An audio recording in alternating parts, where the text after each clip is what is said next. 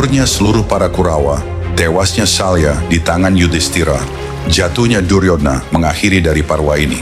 Dan hanya menyisakan seorang kesatria, Aswathama. Dan kisahnya termuat dalam Sauptika Parwa.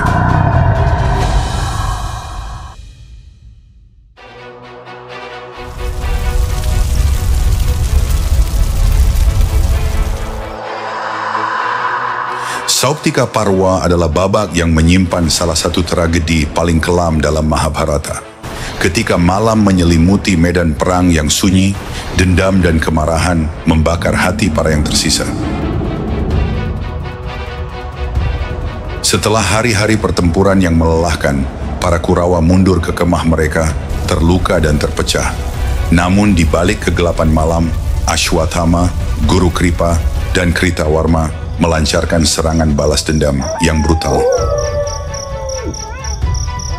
Dengan dendam yang membara, Ashwathama menyerang kemah Pandawa. Ia membunuh Sri Kandi, Drestadyumna, Pancakumara, dan banyak prajurit Pancala. Malam Ashwathama mengobarkan kengerian yang tidak terduga. Tragedi ini meninggalkan luka mendalam bagi Pandawa, terutama karena korban tak berdosa turut menjadi sasaran. Kutukan Krishna kepada Aswathama mengakhiri bab ini. Namun Mahabharata belum berakhir. Setelah gelapnya malam penuh darah dan dendam, Sri Parwa hadir sebagai ruang ratapan dan duka.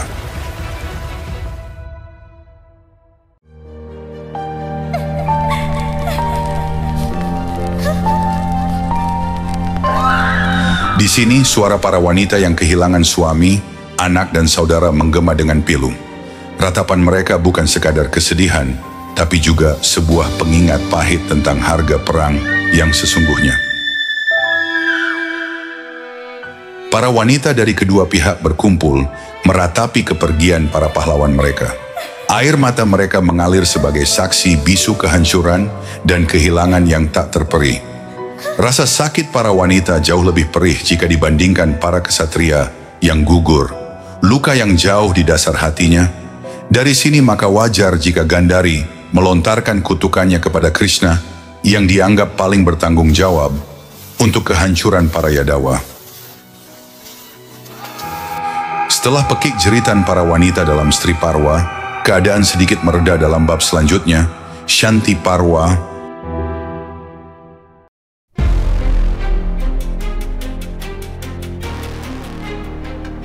Shanti Parwa datang sebagai oas ketenangan setelah gelombang dahsyat peperangan.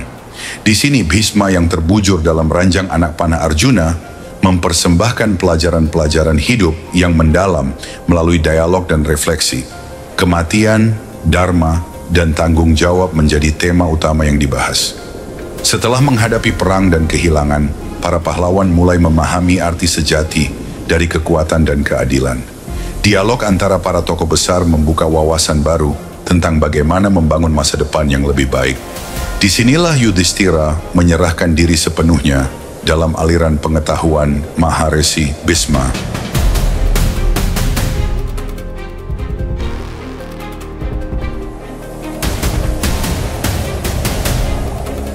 Anushasana Parwa adalah babak yang melanjutkan kedamaian dan refleksi dari Shanti Parwa.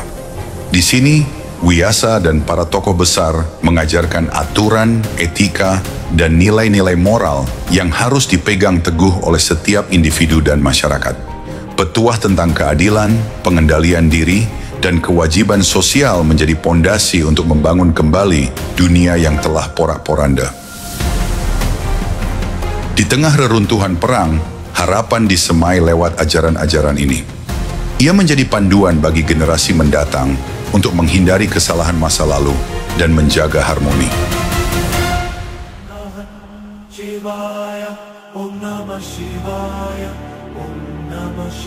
Ashwamedika Parwa menandai babak penutup Mahabharata, kisah kelahiran Parikesit, putra Abhimanyu.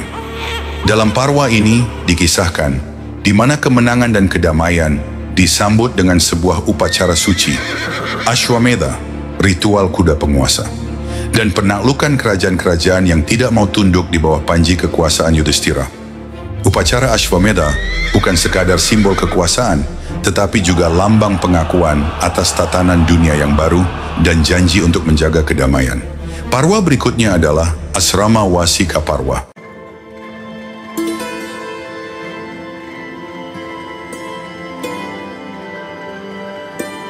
Kitab Asrama Wasika Parwa merupakan kitab ke-15 dari seri Astadasa Parwa. Kitab ini menceritakan kisah Dhritarashtra, Gandhari, Kunti, Widura, dan Sanjaya yang menyerahkan kerajaan sepenuhnya kepada Raja Yudhishthira, sedangkan mereka pergi bertapa ke tengah hutan.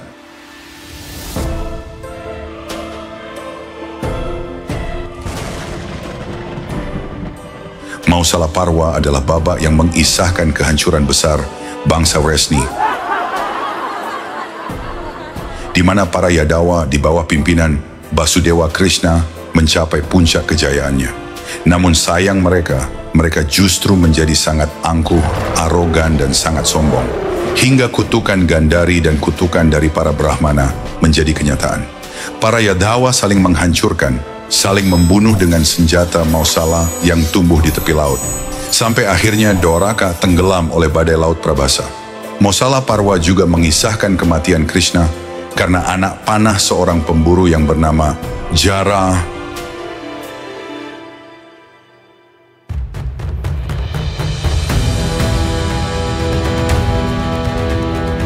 Mahaprastanika Parwa adalah babak yang mengisahkan perjalanan terakhir para Pandawa. Setelah menobatkan Parikesit sebagai raja, Pandawa memilih pergi meninggalkan kerajaan.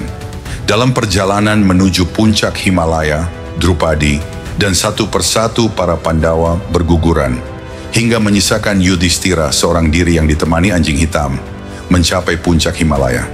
Kisah ini penuh refleksi tentang karma, dharma, dan pembebasan, bahwa kehidupan adalah perjalanan yang harus dijalani dengan penuh keikhlasan dan tanggung jawab.